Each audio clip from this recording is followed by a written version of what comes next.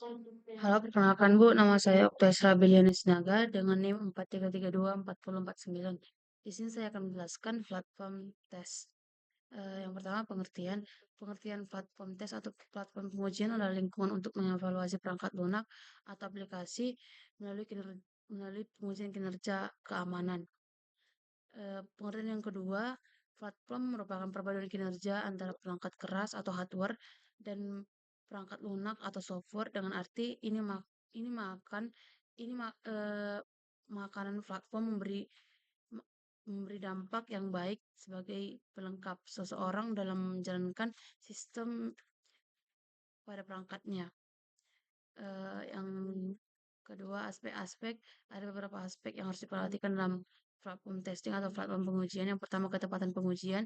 Tujuan paling penting dari platform pengujian ini adalah untuk menguji kebutuhan minimal dari sebuah perangkat pengujian. Yang kedua, pengujian secara fungsional. Pengujian ini adalah jenis pengujian black box yang didasarkan pada spesifikasi perangkat lunak yang akan diuji. Yang ketiga ada pengujian secara non-fungsional, melibatkan pengujian perangkat lunak dari kebutuhan yang bersifat non-fungsional seperti kinerja, keamanan, antarmuka pengguna, dan lain-lain. Yang selanjutnya manfaat. Manfaat yang pertama adalah aksesibilitas dan fleksibilitas. Memungkinkan tes dilakukan kapan saja dan di mana saja sehingga mengurangi kehambatan bagi peserta yang memiliki kesulitan bepergian atau keterbatasan lainnya.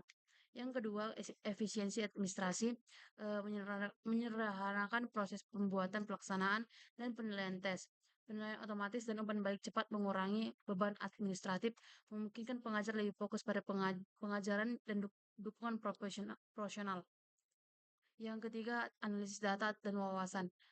Platform modern mengumpulkan data terperinci tentang kinerja peserta yang dapat dianalisis oleh pengajar untuk mengidentifikasi tren dan menyusun strategi pengajaran yang lebih baik. Yang keempat, keamanan dan integritas yang lebih baik, seperti soal-soal acak atau pengawas online meminimalkan risiko kecurangan, sehingga meningkatkan kredibilitas proses asesmen atau proses ujian. Yang kelima, skalabilitas dan penghematan biaya. Asesmen digital menghilangkan kebutuhan akan sumber daya fisik, seperti kertas, dan mengurangi biaya logistik yang terkait dengan ujian tradisional. Yang ketiga ada fitur-fitur. Fitur-fitur yang pertama adalah pengujian unit, pengujian komponen atau modul perangkat lunak secara terpisah atau satu persatu. Biasanya pengujian ini dilakukan oleh programmer dan bukan oleh tester. Yang kedua, pengujian integrasi. Pengujian ini merupakan gabungan fungsi setelah diintegrasikan modul-modul yang terdiri dari modul utama, aplikasi terpisah, aplikasi silent atau server di jaringan dan lain-lain. Yang ketiga ada pengujian sistem.